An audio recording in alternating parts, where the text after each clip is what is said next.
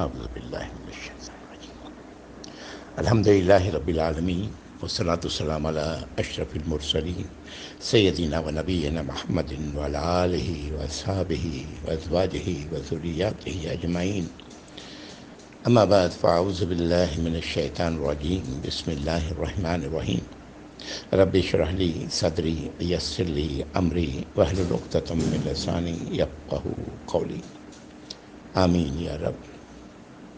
السلام علیکم ورحمۃ اللہ وبرکاتہ۔ وقت کیسے گزرتا ہے، سبحانک یا رب۔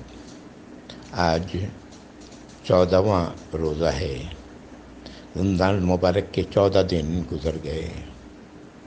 اللہ رب العزت سے دعا ہے کہ اللہ تعالیٰ میری، آپ سب کی اور تمام مسلمانوں کی جو روزے یہ گزرے ہیں انہیں قبول فرمائیں، اور جو دن بچ گئے ہیں یا رب ہمیں ایمان اور احتساب اور صحت اور عافیت کے ساتھ وہ باقی دن بھی نصیب فرمائیں، لیلۃ القدر بھی نصیب فرمائیں، آمین یا رب العالمین۔ لا الہ الا اللہ العظیم الحلیم، لا الہ الا اللہ رب العرش العظیم، لا الہ الا اللہ رب السماوات و رب الارض و رب العرش الکریم۔ یا اللہ اس وبا کی پریشانی سے تمام مسلمان ملکوں کو نکالیں یا رب العالمین۔ اللہ اسے ہمارے لیے خیر و برکت بنائیں یا رب یا ذوالجلال والاکرام۔ اللہ آپ کا شکر معبود، الحمدللہ۔ پچھلی نشست میں ہم لوگوں نے سورۃ المائدہ شروع کی اور 3 آیات ہم لوگوں نے پڑھی تھی۔ آگے بڑھنے سے پہلے ایک بار ان پر پھر نظر ڈال لینا چاہیے قبل اس کے کہ ہم آگے بڑھیں۔ سورۃ المائدہ کی تعارف میں نے چند باتیں عرض کی تھیں، یاد ہوگا کہ اس صورت میں جو احکام آئے ہیں وہ حتمی ہیں اور وہ پھر اس میں تبدیلی کوئی نہیں واقع ہوئی ہے۔ پھر میں نے یہ بات بھی عرض کی تھی کہ اس صورت کو تارانہ نظر سے اگر دیکھا جائے تو 3 حصوں میں سے تقسیم کیا جا سکتا ہے۔ ایمان والوں کے لیے ہدایات ہیں، احکام ہیں، ایمان والوں کو نصیحتیں کی ہیں جن میں بیشتر ان آیات میں ہیں جو اہل کتاب سے متعلق ہیں، اور تیسری یہود اور نصارہ کو ان کے عقائد پر اور ان کے اعمال پر نصیحت کی گئی ہے اور توجہ دلائی گئی ہے۔ جو ان کی اپنی کتاب کے خلاف مخالف ہے ان کے ایمان کی خود نفی کر رہی ہے۔ اللہ تعالی ہم مسلمانوں کو کے ساتھ ایسا نہ کریں، یا اللہ ہم اپنی ایمان کی نفی کرنے والوں میں نہ ہوں۔ آیت نمبر 1، ایمان والوں کو خطاب کیا گیا ہے۔ اللہ تعالیٰ ایمان والوں سے مخاطب ہیں۔ قرآن میں 89 ٹائمز، 90 بار اللہ تعالیٰ نے ایمان والوں کو مخاطب کیا ہے۔ میں عرض کرتا رہا ہوں کہ قرآن ہدایت کی کتاب ہے، لیکن ایمان والوں کو مخاطب کر کے سیدھے حکم دیا جا رہا ہے۔ یہاں بھی آپ دیکھیں گے اور ہر جگہ آپ کو ملے گا۔ اس کو ایک مثال سے سمجھیں کہ اگر ہم کسی کو اپنا باس تسلیم کرتے ہیں تو پھر اس کا مطلب یہ ہے کہ ہم اسے حق دیتے ہیں کہ وہ مجھ سے کام لے، مجھے حکم دے، اور اس کا یہ مجھ پر حق ہوگا کہ میں اس کے حکم کی اطاعت کروں۔ ایمان والے چونکہ اللہ پر ایمان اور غیب پر ایمان، جس سے مراد اللہ کا کلام ہے، نبی کریم صلی اللہ علیہ وسلم پر جو کچھ نازل کیا گیا اور جو ان سے پہلے نازل کیا گیا ان پر ایمان اور آخرت پر یقین، یہ ایمان والوں کی یہ پہچان ہے۔ تو ظاہر ہے جب ایک مرتبہ ہم نے اللہ کو اپنا مان لیا، جو ماننا چاہیے، ابھی عرض کرتا ہوں، تو اس کا مطلب یہ ہے کہ اب اللہ تعالیٰ کو حق پہنچتا ہے کہ مجھے حکم دیں، اور میری یہ ذمہ داری ہوتی ہے اور ہم سب مسلمانوں کی ذمہ داری ہوتی ہے کہ اللہ کے حکم کی فرما برداری کریں۔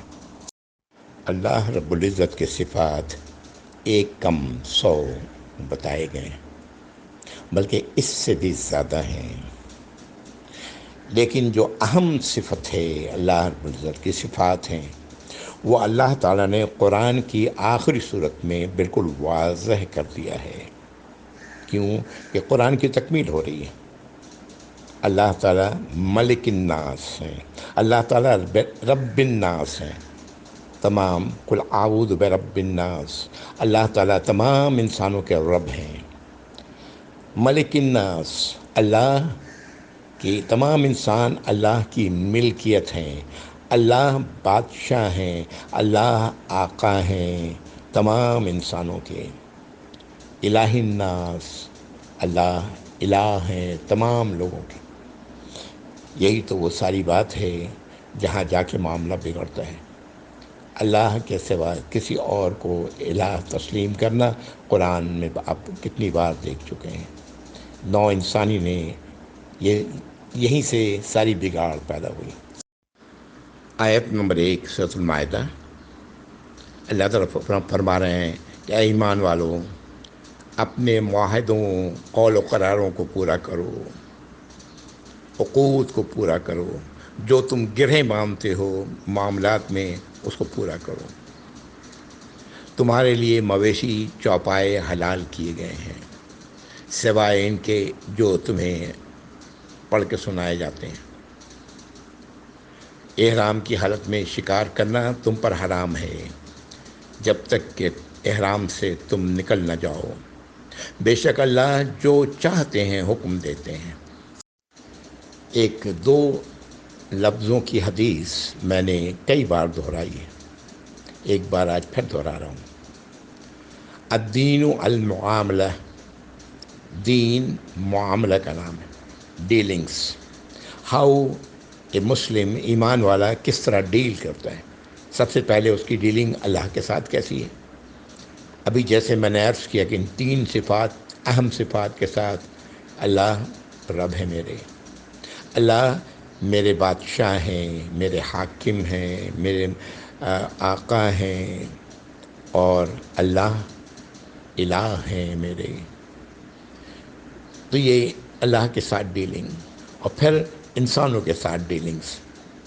یہاں پر بھی دیکھیں جو سب سے پہلے کہا جا رہا ہے عہد و پیما کی کو پورا کرنے کا، یہ ہے۔ یہاں سے سارے معاملات یہیں سے پتہ لگتے ہیں کہ کون انسان کتنا اپنے باتوں کا پاس کرنے والا ہے، پاس رکھنے والا ہے۔ کہا جاتا ہے کہ یہ شاید پہلے بھی عرض کر چکا ہوں، کسی انسان کے کیریکٹر کو دیکھنا ہے تو اس کو دیکھیں کہ وہ اس کے قول اور فعل میں کتنا تضاد ہے۔ جتنا کم سے کم تضاد ہے اتنا وہ اچھے کیریکٹر کا انسان ہے، اور جتنا تضاد زیادہ ہے اتنا ہی تباہی ہے اس کی۔ آیت نمبر 2 پھر کہا جا رہا ہے اے ایمان والو، اللہ کی نشانیوں کی حرمت کو پامال نہ کرو، اسے اپنے لیے حلال مت کرو، نہ حرمت والے 4 مہینے، نہ قربانی کے لیے کعبہ لے جانے والے جانور، نہ ہی اللہ کی رضا اور فضل کے لیے مسجد حرام کی طرف آنے والوں کے ساتھ، نہ ہی ایسے لوگوں کی دشمنی بغض تمہیں اس بات پر ابھارے کہ تم انہیں روکو مسجد حرام کی طرف جانے سے۔ نیکی اور اللہ کی ناراضگی سے بچنے والے کاموں میں تعاون کرو، اور گناہ و زیادتی والے کاموں میں تعاون نہ کرو، دوسروں کا ساتھ مت دو۔ یاد رکھو کہ اللہ سخت ترین سزا دینے والے ہیں۔ اللہ کے شعائر، یہ شعار کی جمع ہے، ہر وہ چیز جو اللہ کے سے تعلق رکھتی ہے وہ سب اللہ کے شعائر ہیں۔ مسجد اللہ کے شعائر ہیں، ایک ایک چیز جو اللہ سے تعلق رکھنے والی ہے وہ سب اللہ کے شاعر ہیں۔ تو کہا جا رہا ہے کہ ان کی حرمت کو پامال اب ان کی حرمت کو اپنے لیے حلال مت کر لو۔ 4 مہینے ذکر ہو چکا۔ قربانی کے لیے جانے والے جانور قلائد کہتے ہیں، یہ جو گلے میں پٹا وغیرہ ڈالا جاتا ہے اس کو کہا جاتا ہے۔ اور یہ قربانی کے لیے جو جانور جاتے تھے بیت اللہ کی طرف اللہ کے لیے قربان کرنے کے لیے، ان جانوروں میں یہ پٹے ڈالے جاتے تھے۔ بلکہ پہلے زمانے جاہلیت میں یہ بھی رواج تھا، گھنٹی بھی باندھتے تھے جس سے منع کر دیا گیا۔ پھر جوتے باندھتے تھے۔ پھر یہ بھی کیا جاتا تھا کہ ان کے کوہان پر چیرا لگا دیا جاتا تھا۔ تو اللہ تعالیٰ فرما رہے ہیں کہ انہیں اپنے لیے حلال مت کرو۔ پھر کسی قوم سے دشمنی ہو، اس دشمنی کے نتیجے میں تم انہیں مسجد حرام کی طرف جانے سے نہ روکو۔ ان کا بغض جو ہو تمہارے اندر، اس بغض کو انہیں پریشان کرنے کے لیے، انہیں نہ جانے دینے کے لیے ایسا نہ کرو۔ آیت نمبر 3 ایمان والوں سے ہی مخاطب ہے۔ تم پر مرزار حرام کر دیا گیا ہے، اور خون، خنزیر کا گوشت اور وہ چیزیں جو اللہ کے بجائے کسی اور کے نام پر ان کے تقرب کے لیے مخصوص کر دیے جائیں، اور وہ جانور بھی جو گلا گھٹ کر یا چوٹ کھا کر یا اوپر سے گر کر یا سینگ مارے جانے یا کسی درندے کے کھانے سے مر جائیں، وہ بھی تم پر حرام ہے، سوائے اس کے کہ تم انہیں مرنے سے پہلے ذبح کر لو اللہ کا نام لے کر، اللہ اکبر کہتے ہوئے اسے اپنے لیے پاک کر لو۔ اور وہ جانور بھی جو کسی دربار یا مزار یا کسی بزرگ کے آستانے پر ذبح کیے جائیں، اور فال نکالنا، کسی چیز کو تقسیم کرنا فال نکال کر، یا حال معلوم کرنا قسمت کا فال کے ذریعے، یہ سب کام فسق اور بڑے گناہوں کے ہیں۔ کفر پر قائم رہنے والے آج تمہارے دین سے مایوس ہو چکے ہیں، ان سے خائف مت ہو، میری سزا سے ڈرتے رہو۔ آج کے دن میں نے تمہارے لیے تمہارا دین مکمل کر دیا ہے، اپنی نعمت تم پر پوری کر دی اور دین اسلام کو تمہارے لیے پسند فرما لیا ہے۔ اور اگر بے بسی کی حالت میں، گناہ کی رغبت کے بغیر، بھوک کی شدت سے مجبور ہو کر اگر حرام اشیاء میں سے کچھ کھا لو تو اللہ تو غفور الرحیم ہے، یعنی ایسی حالت میں اجازت ہے۔ یہ وہ آیات تھیں جو ہم لوگوں نے پہلے پڑھی تھیں۔ اب اس میں صرف ایک سوال کر کے میں آپ آگے بڑھتا ہوں۔ وہ سوال یہ ہے، ایک سوال، میں طالب علم ہوں، مجھے تو حق پہنچتا ہے میں سوال کروں۔ اگر کوئی ایمان والا جن باتوں سے یہاں روکا گیا ہے ان میں سے ان کی پرواہ نہ کرے، یا ان میں سے کسی ایک کی بھی پرواہ نہ کرے، تو کیا وہ اللہ کی نظر میں اس کا ایمان معتبر ہوگا؟ جب دین مکمل کر دیا گیا تو دین میں سے کچھ کم کرنا اور کچھ زیادہ کرنا، یہ دونوں بدعت ہیں۔ تو جو لوگ بدعت میں ملوث ہیں، کیا ان کا ایمان اللہ کے ہاں معتبر ہوگا؟ جبکہ نبی کریم صلی اللہ علیہ وسلم فرما دیا کہ تمام کے تمام بدعت گمراہی ہیں، اور گمراہی کا ٹھکانہ جہنم۔ آیت نمبر 4 اعوذ باللہ من الشیطان الرجیم۔ یسألونک ماذا احل لہم قل احل لکم الطیبات وما علمتم من الجوارح مکلبین تعلمونہن مما علمکم اللہ فکلوا مما امسکن علیکم واذکروا اسم اللہ علیہ واتقوا اللہ ان اللہ سریع الحساب۔ لوگ آپ سے سوال کرتے ہیں اے نبی صلی اللہ علیہ وسلم کہ ان کے لیے کیا چیز حلال کی گئی ہے، تو انہیں بتا دیں کہ تمہارے لیے تمام اچھی چیزوں کو حلال کیا گیا ہے، اور سدھائے ہوئے ان شکاری جانوروں کا شکار جنہیں تم نے اللہ کے دیے علم سے سدھایا ہے، اور چھوڑتے وقت بسم اللہ کہتے ہو، اللہ کا نام لیتے ہو، اور وہ شکار میں سے کچھ کھائے بغیر تمہارے لیے روک لیتے ہیں، تو یہ تمہارے لیے حلال ہے۔ شکار کے لیے کتا بھی استعمال کیا جاتا ہے، شرط یہ ہے وہ اس میں سے کچھ نہ کھائے، اسے روکے۔ اسی طرح دوسرے جانور پرندے بھی استعمال کیے جاتے ہیں۔ آگے کہا جا رہا ہے اللہ کی نافرمانیوں سے بچو۔ اللہ حساب لینے میں بہت تیز ہیں۔ ایسا شکار جسے شکاری کتے یا پرندے یا کوئی بھی جو شکار کے لیے استعمال کیے جا رہے ہیں، جب روک لیں انہیں تو انہیں ذبح کیا جائے گا، ہاں، اس کے بعد کھایا جائے گا۔ در حقیقت یہ خون ہے، خون کا بہا دینا ضروری ہے۔ وہ جو تمام لسٹ آگے پیچھے بتایا گیا، گلا گھٹنے سے، گرنے سے وغیرہ، ان کا خون چونکہ نہیں بہا ہے، اس لیے خون وہ ہے جو اللہ نے حرام کیا ہے، بہتا خون۔ اب نبی کریم صلی اللہ علیہ وسلم سوال کیا گیا تلی کے بارے میں، تلی، تو آپ نے فرمایا کہ دو خون حلال اللہ نے کیے ہیں، تلی اور کلیجی، اور دو مردار اللہ نے تمہارے لیے حلال کیے ہیں، وہ ٹڈی اور مچھلی مری ہوئی ہو، سمندر کی جو چیزیں ہیں وہ۔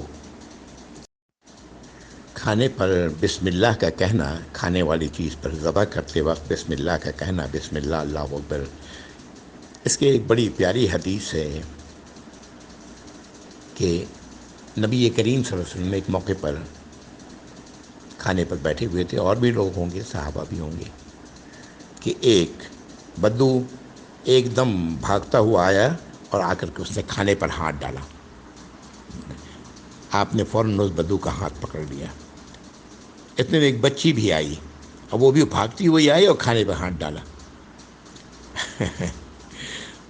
اس پر آپ صلی اللہ علیہ وسلم فرمایا کہ جس کھانے پر بسم اللہ نہ کہا جائے تو شیطان اسے اپنے لیے حلال کر لیتا ہے۔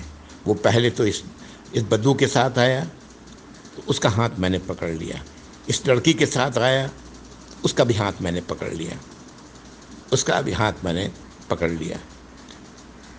اللہ کی اس ہستی کی قسم جس کے قبضہ قدرت میں میری جان ہے، شیطان کا ہاتھ ان دونوں کے ہاتھ کے ساتھ میرے ہاتھ میں ہے۔ کتنی اہمیت کا حامل ہے بسم اللہ کا کہنا، اس سے اندازہ کیا جا سکتا ہے۔ بسم اللہ کر کے کہنے کے بعد ہی کھانا چاہیے۔ آیت نمبر 5، اعوذ باللہ من الشیطان الرجیم۔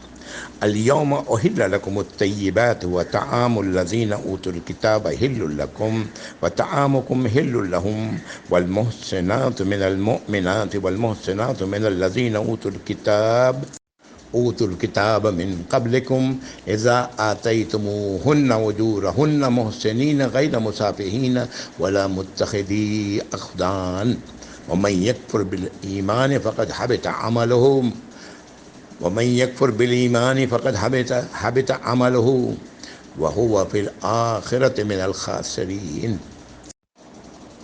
آج کے دن تم لوگوں کے لیے حلال کر دی گئی ہر وہ چیز جو طیب ہے، جو اچھی ہے، جو حلال ہے، حلال ہو اور طیب بھی ہو، سڑی گلی نہ ہو، اور کھانا ان لوگوں کا جنہیں کتاب دی گئی ہے وہ تمہارے لیے حلال ہے، اور تمہارا کھانا، تم لوگوں کا کھانا ان کے لیے حلال ہے۔ اور ایمان والی پاک دامن عورتیں اور اہل کتاب کی پاک دامن عورتیں تمہارے نکاح کے لیے مہر طے کرنے کے بعد حلال ہیں، نہ کہ آشنائی اور بدکاری کے لیے۔ اللہ کے احکام کو نہ تسلیم کرنے والوں کے تمام اعمال اکارت جائیں گے، وہ آخرت میں خسارہ اٹھانے والوں میں ہوں گے۔ یہ 5 آیات سورۃ المائدہ کی جو اب تک ہم لوگوں نے پڑھی ہیں، ان پر بہت سارے فقہی اقوال ہیں۔ ان پر یہ جو پڑھی ہے ہم لوگوں نے، اور ان اقوال پر جو فقہی رائے ہیں ائمہ کی، ان پر میں نے بات نہیں کی ہے جان بوجھ کے۔ یہ طویل بحث ہے، یہاں پر بہت ساری چیزوں میں بحث ہے۔ جیسے صرف ایک آپ کو مثال دیتا ہوں جو کافی ہوگا، کہ یہ قول ہے کہ اہل کتاب سے مراد اسرائیلی عورتیں ہیں۔ عبداللہ بن عمر رضی اللہ تعالیٰ عنہما فرماتے ہیں کہ نصرانیوں عورتوں سے نکاح کرنا جائز نہیں سمجھتا. فرماتے ہیں کہ اس سے بڑا شرک اور کیا ہوگا کہ وہ نصرانی اللہ کو عیسیٰ علیہ السلام کو اپنا رب بناتے ہیں، تو یہ مشرک ہیں وغیرہ. بہرحال تو یہ ان تمام چیزوں کو چھوڑتے ہوئے میں آگے بڑھتا ہوں اگلی آیت کی طرف، آیت نمبر 6. یہ آیت نمبر 6 ہمیں وضو کا طریقہ بتا رہی ہے. دیکھیں کس خوبصورتی کے ساتھ اللہ رب العزت نے وضو کا طریقہ بتایا ہے اور تیمم کا طریقہ بتایا. تیمم کا طریقہ پہلے بھی ہم لوگ پڑھ چکے ہیں پچھلی صورت میں. وہ دونوں چیزیں یہاں پر پھر دوبارہ اس کو، قرآن میں نماز کیسے پڑھنا ہے اس کا طریقہ کہیں نہیں ہے.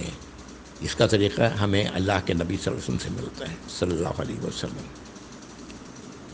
تو یہ جو وضو کا طریقہ یہاں پر. اچھا، پچھلی بات کے حوالے سے ایک بات اور میں بھی کہہ دوں کہ حلال اور حرام کے سلسلے میں نبی کریم صلی اللہ علیہ وسلم کی احادیث ہیں، بہت ساری صحیح احادیث ہیں. ان کو بھی دیکھنا ضروری ہے کہ کیا ہے جو اللہ نے، کون کون سی چیزیں ہیں جو اللہ نے حلال کی ہیں. جہاں پر مویشی کی بات آتی ہے، مویشی کی بات کہی جاتی ہے، مویشی عام طور سے ہم لوگ جو رکھتے ہیں گھروں میں، بکری ہے، بھیڑ ہے، گائے ہیں، اونٹ ہیں، اس قسم کی چیزیں وہ مویشی کہلاتی ہیں. بہرحال آئیے اس آیت کی طرف، آیت نمبر 6. آیت نمبر 6، اعوذ باللہ من الشیطان الرجیم. یا ایھا الذین آمنوا اذا قمتم الی الصلاۃ فاغسلوا وجوہکم وایدیکم الی المرافق وامسحوا برؤوسکم وارجلکم الی الکعبین وَإِن كُنتُمْ جُنُبًا فَاطَّهَّرُوا وَإِن كُنتُمْ مَرْضَىٰ وَعَلَىٰ سَفَرٍ أَوْ جَاءَ أَحَدٌ مِّنكُم مِّنَ الْغَائِطِ أَوْ لَامَسْتُمُ النِّسَاءَ فَلَمْ تَجِدُوا مَاءً فَتَيَمَّمُوا صَعِيدًا طَيِّبًا فَامْسَحُوا بِوُجُوهِكُمْ وَأَيْدِيكُم مِّنْهُ مَا يُرِيدُ اللَّهُ لِيَجْعَلَ عَلَيْكُم مِّنْ حَرَجٍ وَلَٰكِن يُرِيدُ لِيُطَهِّرَكُمْ وَلِيُتِمَّ نِعْمَتَهُ عَلَيْكُمْ لَعَلَّكُمْ تَشْكُرُونَ. اے ایمان والو، جب تم کھڑے ہو نماز کی طرف تو اپنے چہروں کو دھو لو، اپنے ہاتھوں کو اپنی کہنیوں تک، اپنے سر پہ مسح کرو، اور اے ایمان والو اپنے پیروں کو ٹخنوں تک. اور اگر تم حالت جنابت میں ہو تو اپنے آپ کو پاک کرو، مطلب غسل کرو. اور اگر تم مریض ہو یا سفر میں ہو یا تم میں سے کوئی آیا ہے اپنی حاجت سے فارغ ہو کر، یا تم نے عورت کے ساتھ ملے ہو یعنی تعلق قائم کیا ہے، اور پھر تم کو پانی نہ ملے تو تیمم کرو پاک مٹی سے، اپنے چہروں کو کا مسح کرو اور اپنے ہاتھوں کا اس سے. نہیں اللہ چاہتے ہیں کہ تمہارے لیے، تم لوگوں کے لیے کوئی تنگی ہو، لیکن اللہ تعالیٰ کا ارادہ ہے تمہیں پاک و صاف کرنے کا اور تم پر اپنی نعمت کو پوری کرنے کا، تاکہ تم اس کے شکر گزار بنو. وضو چونکہ نماز کے لیے ضروری ہے، اس لیے چند باتوں کا ذکر میں کرنا چاہتا ہوں یہاں پر.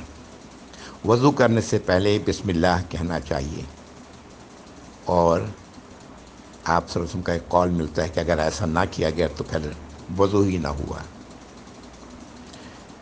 نبی کریم صلی اللہ علیہ وسلم فرمایا کہ جب تم میں سے کوئی نیند سے جاگ کر برتن میں ہاتھ، وضو پر کے لیے پہلے برتن میں ہاتھ ڈال کے ہی پانی نکالا جاتا تھا، تو برتن میں ہاتھ نہ ڈالے جب تک کہ 3 مرتبہ اسے دھو نہ لے. اسے نہیں معلوم کہ اس کا ہاتھ رات کے وقت کہاں رہا ہے. وضو کرنے سے پہلے کلی کا کرنا، مسواک کا کرنا، ناک میں پانی دینا، یہ سنت سے ثابت ہے۔ اور پھر وضو کا طریقہ صحیح احادیث میں بالکل واضح ملتا ہے۔ سر کا جو مسح ہے وہ سر کے پیشانی سے شروع کر کے پیچھے کی طرف گدی تک لے جایا جائے، ہاتھ کو پانی سے بھیگا ہوا ہاتھ، اور پھر اسے پیچھے سے سامنے لایا جائے۔ یہ ہے سر کا وہ مسح جو ثابت ہے۔ اب پھر یہاں پر بہت سارے فقہی اقوال ہیں کہ 1/4 سر میں مسح کر لیا تو ہو گیا، وغیرہ وغیرہ وغیرہ۔ ان سب کو چھوڑتے ہوئے جو صحیح طریقہ ہے، وضو کے کرنے کے بعد اگر کوئی بھی حصہ جو وضو کا ہے وہ خشک رہ گیا تو پھر اسے چاہیے کہ اسے دھوئے، اس لیے کہ پھر نہ وہ وضو مکمل نہیں ہوتا۔ وضو کو بڑے اہتمام کے ساتھ وضو کرنا چاہیے۔ جسم کا وہ حصہ جس کا ذکر وضو میں ہے کے لیے کیا گیا ہے وہ تمام حصے دھلیں۔ کہنی تک جو بات کہی گئی، کہنی کے اوپر تک، کہ کہنی سے اوپر بھی لے جایا جائے کوئی حرج نہیں۔ ٹخنوں تک جو بات کی گئی، ٹخنی سے اوپر تک دھو لیا جائے کوئی حرج نہیں، بلکہ بہتر ہے یہ دونوں صورتیں۔ قیامت کے دن، حشر کے دن وضو کے اعضاء مومن کے چمک رہے ہوں گے۔ نبی کریم صلی اللہ علیہ وسلم فرمایا ایک موقع پر کہ اگر کسی کے گھر کے سامنے سے اگر کوئی دریا گزر رہا ہے، نہر گزر رہی ہے، اور وہ دن میں 5 بار اگر وہ اس میں نہائے تو کیا اس کے جسم پر کوئی میل رہ جائے گا؟ تو صحابہ نے عرض کیا کہ نہیں، ہرگز نہیں یا رسول اللہ صلی اللہ علیہ وسلم۔ آپ نے فرمایا یہ وضو ویسے ہی ہے۔ جب انسان ہاتھ دھوتا ہے تو ہاتھ سے کے تمام گناہ دھل جاتے ہیں۔ جب وہ سر کا مسح کرتا ہے تو جو بالوں میں جو ہے گناہ وہ سب دھل جاتے ہیں۔ منہ دھوتا ہے تو سب منہ کا اور بالوں کا، داڑھی کے تمام بالوں کا سب دھل جاتا ہے، پیر کا اسی طرح۔ یہ سب آج وہ بات کی جاتی ہے سینیٹائزر کی۔ سبحان اللہ، ہمارا سینیٹائزر پانی ہے۔ اگر یہ گناہوں کو دور کر سکتا ہے تو جراثیم کو کیوں نہیں؟ نبی کریم صلی اللہ علیہ وسلم نے ایک موقع پر فرمایا کہ جو شخص بالکل صحیح طریقے سے وضو کرتا ہے اور اس کے بعد وہ 2 رکعت نماز جب ادا کرتا ہے تو وہ اپنے گناہوں سے ایسا پاک و صاف ہو جاتا ہے جیسے وہ آج ہی پیدا ہوا ہو۔ بڑی حیران کن بات ہے نا، لیکن یہ حقیقت ہے۔ جو صحابی اسے بیان کرتے ہیں رضی اللہ تعالیٰ عنہ، وہ فرماتے ہیں کہ میں نے ایک بار نہیں کئی بار یہ بات سنی ہے۔ سبحان اللہ، یہ ہے وضو، اور وضو کے بعد کی 2 رکعت نماز۔ جو ہم مسجد جاتے ہیں تو بیٹھنے سے پہلے 2 رکعت پڑھتے ہیں، تمام گناہوں سے پاک و صاف ہو جاتا ہے۔ ایک حدیث میں الفاظ ہے کہ یہ جو 2 رکعت نماز ادا کرے اس کا ذہن کسی اور طرف نہ جائے، وہ اپنے آپ سے بات نہ کرے، پوری توجہ کے ساتھ اللہ کے سامنے کھڑے ہونے کے احساس کے ساتھ نماز ادا کرے۔ اللہ تعالی ہم سب کو اس کی توفیق عطا فرمائے۔ میں اپنی بات روک رہا ہوں، انشاءاللہ آگے اگلی بار پڑھوں گا۔ وآخر دعوانا الحمدللہ رب العالمین، وصلی اللہ علی محمد وعلی آلہ واصحابہ وازواجہ وذریاتہ اجمعین۔ جزاکم اللہ خیر، والسلام علیکم ورحمۃ اللہ وبرکاتہ۔